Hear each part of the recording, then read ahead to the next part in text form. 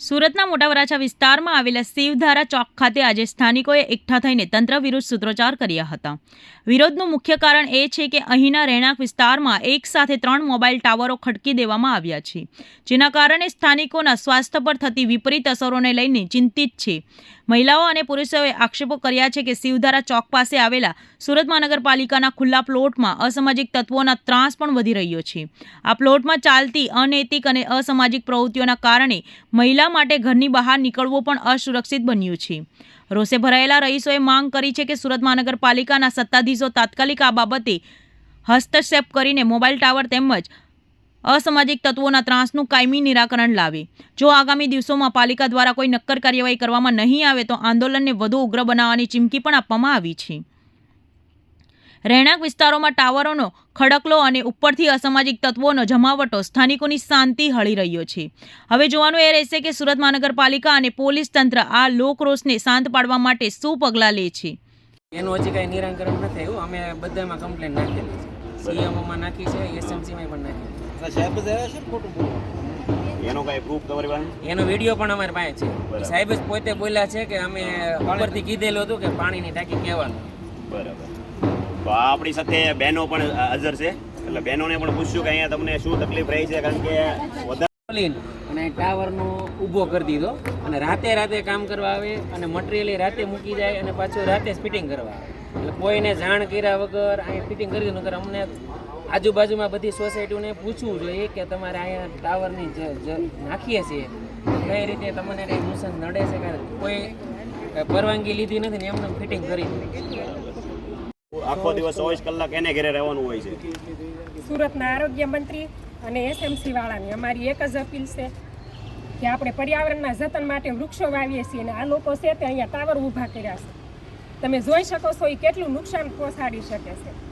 અને તમે જોવો છો અહીંયા કેટલી ઝૂંપડપટ્ટી અને ગંદકીવાળો ઊભો કરી દીધો છે. ચોમાસામાં તો આખું તળાવ ભરાઈ જાય છે અહીંયા, અમે રહી પણ નથી શકતા. અને આ લોકો એટલા ઝઘડે છે ને તો બપોર વચ્ચે કે રાત્રે સુવા નથી દેતા. આખો દિવસ દારૂ પીવે છે, ધમાલ કરે છે. આ બાળકોને રેડિયેશન કેટલું નડે એમ. છોકરાઓને પરીક્ષા ચાલતી હોય તો આમાં વાંચવું કેમ, એમ બધા લડલડ કરતા હોય, દારૂ પીને જેમ ફાવે એમ બોલતા. ટાવર હાઉસ બનાવી દીધું છે આ લોકો એની પોતાની જગ્યામાં. માત્ર 5 જ ફૂટના અંતરમાં આટલા મોટા ટાવર ઊભા કરી દીધા છે. લોકોને કોઈ પરવાનગી, કોઈ પૂછ્યા, કોઈ પરિપત્ર કે કોઈ પણ પ્રકારનું અહીંયા બોર્ડ મારવામાં આવ્યું નથી. માત્ર ને માત્ર ઉલ્લુ બનાવી કે પાણીની ટાંકી કે પાણીનો બોર કરવાનું કહેવાય કઈ અને અહીંયા મોટા ટાવર ઊભા કર્યા. આજે રેસિડેન્ટ લોકોને એટલું બધું નુકસાનકારક છે. એક ટાવર નહીં, 2 ટાવર નહીં, પણ 3 ટાવર ઊભા કર્યા છતાં પણ આ લોકો વિચાર એવું કરે છે કે આ ટાવરનું આખું હબ બનાવશે કે હું સામાન્ય લોકોની કોઈ વાત સાંભળવા માટે કોઈ સત્તાધારી પક્ષોમાં કોઈ પણ એવા નથી કે અત્યારે એની વાત સાંભળે અને એની વાતને વાંસા આપે કે અથવા નુકસાન કરતું હોય તો એને અટકાવવામાં આવે. રાત્રે પણ આ લોકો રાત્રે ઊભા કરી જેમ ચોરી સુપેથી કામ કરતા હોય એવી રીતે કરી અને આસપાસની સ્વસ્તિક સોસાયટી છે, કામેશ્વર સોસાયટી છે, વિલા બંગલોઝ છે, આવી અનેક સોસાયટીના રહીશો બહેનો સાથે અહીંયા ઊભા છે.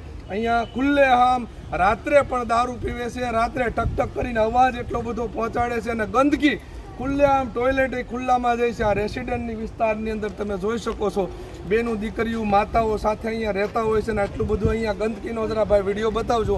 આવી ગંદકી સાથે જો એસએમસી ક્યાંય પણ રોડ ઉપર કે આપણી પ્રાઇવેટ જગ્યાની અંદર ક્યાંય પણ પાણીનું ખાબોચિયું ભરાણું હોય તો તાત્કાલિકના ધોરણે નોટિસ અને દંડ ફટકારવામાં આવે છે. તો આનો દંડ ભરવા માટે કોણ જવાબદાર, કોણ? આજે આ લોકો બધા ટાવર હટાવવા માટે અહીંયાથી ઊભા છે. ટાવર ચાલુ હજી થયા નથી, પણ એમના અધિકારીઓ ક્યારેય ધ્યાન આપતા નથી, ખોટું બોલીને આવા કામ કરી રહ્યા છે.